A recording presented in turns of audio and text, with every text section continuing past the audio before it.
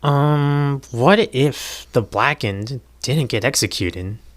Hey, Fox, and well, a hypothetical situation that I thought up while bored in class was what would happen if a student who has committed a murder were to not be executed by Monokuma? This can actually reveal an entirely new world of possibilities. Now, you all know already that when a student kills another, a class trial will begin, and then the remaining students have to find out who done it. Well, let's just say, for example, the first trial trigger Happy Havoc, Leon is found guilty of murdering Sayaka. However, the twist is, Leon isn't put up for execution. Instead, Leon is locked in his room or special ruined bars with handcuffs on him, apparently under arrest. What happens now? Well, for starters, if this scenario actually happened, everything that happened subsequently would be completely different. There would certainly be more trials, more victims, a terrible atmosphere, and much more, including the numerous possibilities of different survivors. So let's go over the technicalities and information one at a time. We'll start with what would exactly happen to the blackened. If we were to follow a standard law and order kind of situation after successfully finding the culprit, a ruling would be in place to see what would be their punishment. And of course, in this day and age, executions aren't exactly ideal. To replace this, the convicted would be placed behind bars for a set time, depending on the crime. And so that would be the simple punishment within this killing game. Now, here's the tricky part. Would they ever be released from their cell? There could be different things Monokuma would implement here, like jail for 3 trials, jail for 3 weeks, jail till the end, that sort of stuff. So let's assume that they are jailed indefinitely until the killing game is over. They are only released to attend trials or other mandatory meetings such as an assembly.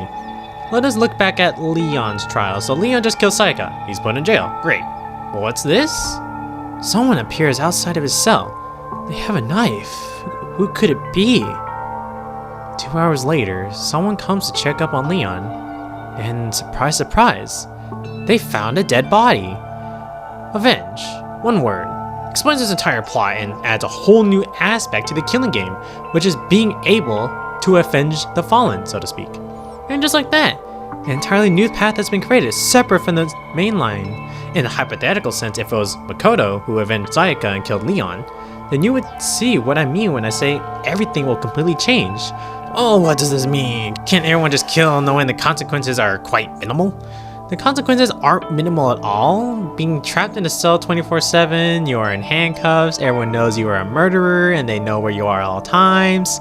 Even without your execution, your chances of survival are still just as low.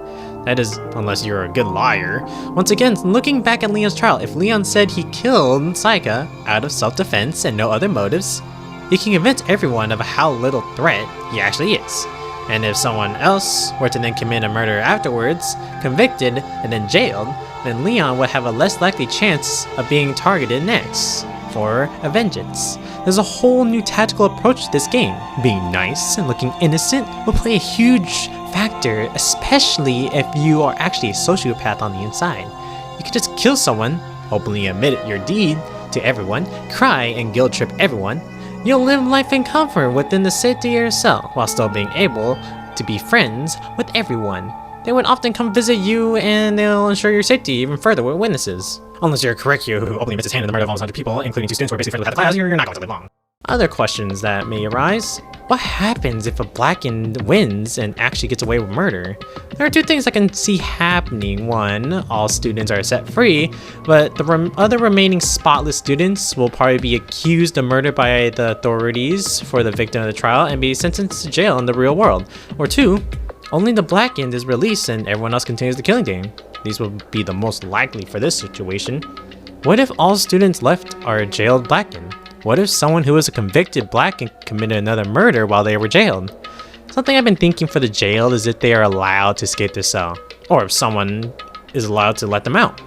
And in terms, yes, they can escape, but they had to do it while not being caught. If you guys are familiar with the game Escapists, you had to escape while not being caught by the officials, obviously.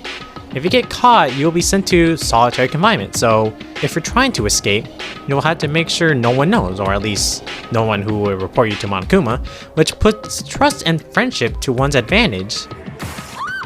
Last question I can think of for now is, what happens if you break the rules? If you want to be simple, a small sentence in jail for maybe a few days would suffice. Well, depending on the rules that was broken. Violence against the headmaster, the punishment was only for a day, or killing more than the maximum 2 students could require a more harsh punishment, which is why there's something I've been thinking could be implemented as a special exception. Torture. Not only applying to rule breaking, of course, but jailed students in general, Monokuma could set up a day where the remaining spotless students are allowed to torture the jailed students if they'd want to. So instead of wanting to kill the blackened with the vengeance, they can just torture them instead to vent their emotions. Eliminating executions from a killing game would change everything for sure. To an example difference using the concept of goodbye despair. The subject is simple. We'll start off with the first trial, and go on from there using the existence of the law and order system. So Territorio kills Byakuya, everyone finds out, and Territorio is now jailed. Unironically, Nagato is also jailed. The thought of both of these people being threats are minimal, and no one pays too much attention to them. The second motive happens, and should play the same way as it did in the original. Peko kills, Peko's in jail. The difference here is Fuyuhiko. Knowing that Peko's still alive, he will most likely still be an asshole, you know? And this is where the train shifts gear. Fuyuhiko would keep Peko company most of the time while she's in jail and turn a cold shoulder to everyone else, and he maybe potentially even try to break Peko out. However, this may be his downfall. His attitude and demeanor and being close to a convicted blackened that killed my hero may sign up as the next victim. And next thing you know, Fuyuhiko has been killed. This would obviously heartbreak Peko. While everyone else finds out who killed Fuyuhiko, Peko may be forming a plan of her own. The story then goes on. The scenario is now completely changed, and no whole new outcome has been established. What happens from here on is now unknown. Who survives? Who dies? How many trials are there? Does the Future Foundation still show up? Who is a part of the Foundation?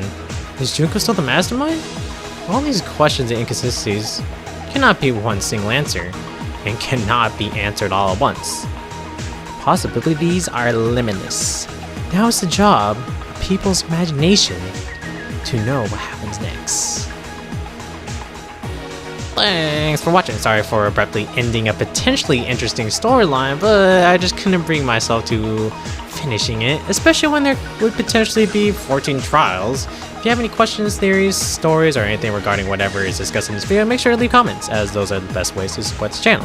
If you also have any suggestions to other what-if videos that you think I should research, you could also comment about that as well. And well, that about does it for this video, so with that, I bid you all farewell.